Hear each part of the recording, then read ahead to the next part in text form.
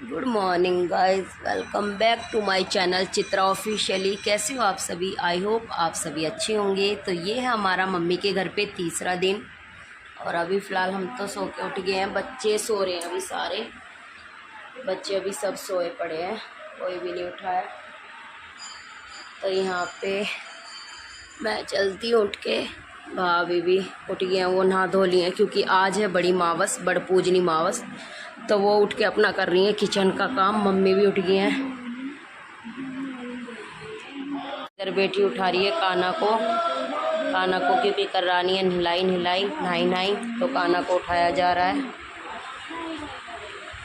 और अब आ जाते हैं, इधर आ गए हैं सब्जी वाले भैया, आम भी बेच रहे हैं। आम भी किसी को चाहिए था क्योंकि रात ना बहुत तेज़ आंधी चली थी ना, तो इसलिए आम भी बहुत सारी टूट के आ गई हैं। देखो, और डेली ऐसे तो आते हैं, लेकिन आम देखो कितना आ गया टूट के। कल क्योंकि बागों में खूब झड़ा होगा आम, आंधी के कारण। नाइट में ना बहुत तेज़ आंधी चली थी। यहाँ पे लग रही हैं भाभी अपने आलू छीलने के लिए क्योंकि उन्हें बनाना है खाना।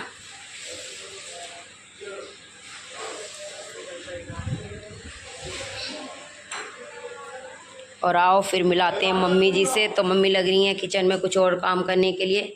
वैसे भाभी ने सारा सामान रख दिया, इधर खीर बनने के लिए रख दिया और शायद कचौरियाँ बनेंगी, क्योंकि हमारे यहाँ पे ना पकवान बनते हैं बड़ी मावस पे।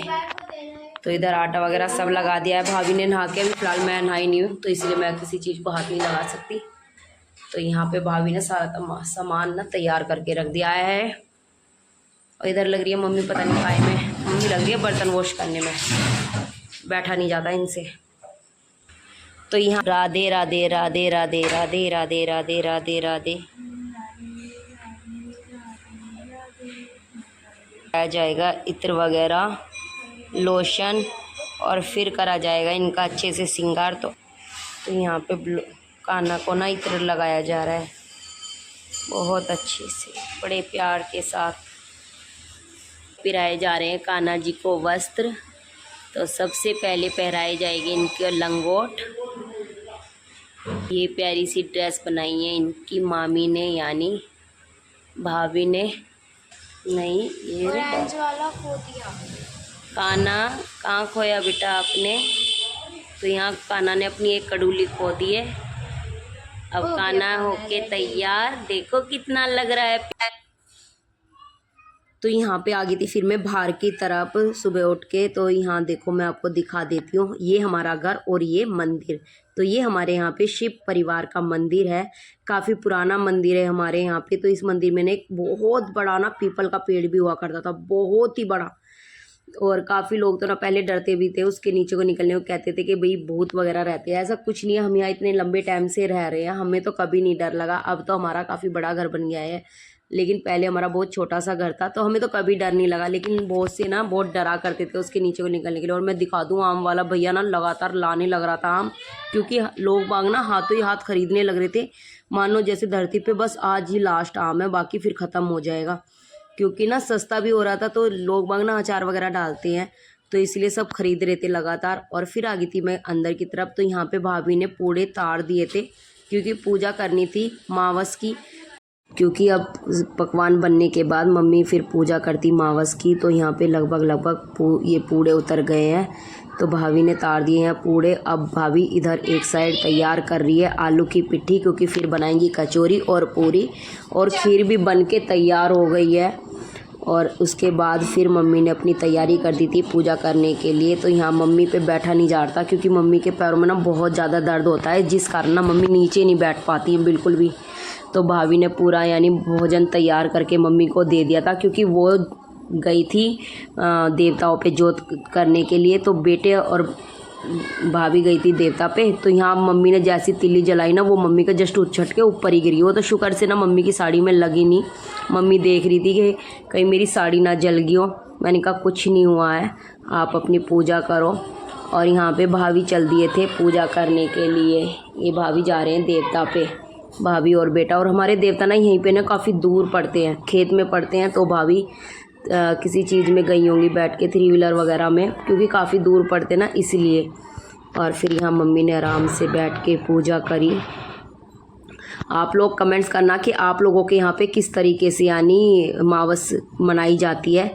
ये बड़ पूजनी मावस, इसे बड़ पूजनी मावस कहते हैं। तो मैंने ना अपनी ससुराल में कुछ इस तरीके से देखा है कि सुहागन स्त्री ना बड़ के पेड़ के पास में ही यानी पूरा यानी जैसे हम लोग करवा चौथ पे पूजन करते ना उस तरीके से देखी है। तो मेरे ससुराल में तो इस तरीके से करते हैं, लेकिन मायके में मेरे यहाँ पे इस तरीके से करते हैं।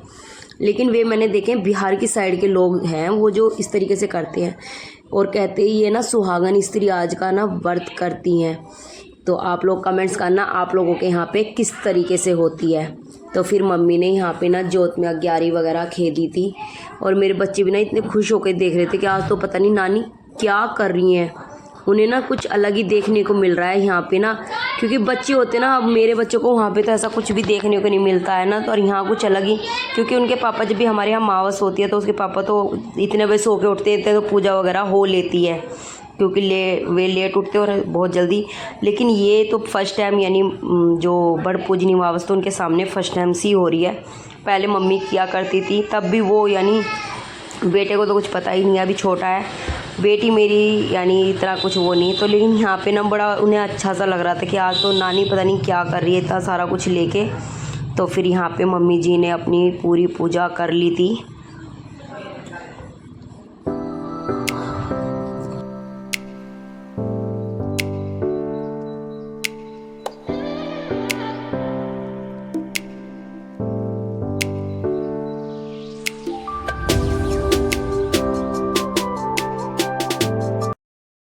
और फिर पूजा के बाद मम्मी से ना फिर खड़ा भी नहीं होया जाता, क्योंकि ना बैठ के फिर उठा नहीं जाता। फिर मैंने और भतीजे ने उठाया और उसके बाद बच्चों के लिए मैंने बनाना शुरू कर दिया था खाना। तो मैं बना रही थी यहाँ पे कचौरी, क्योंकि पिट्ठी भाभी लगभग तैयार सब कुछ करके चली गई थी।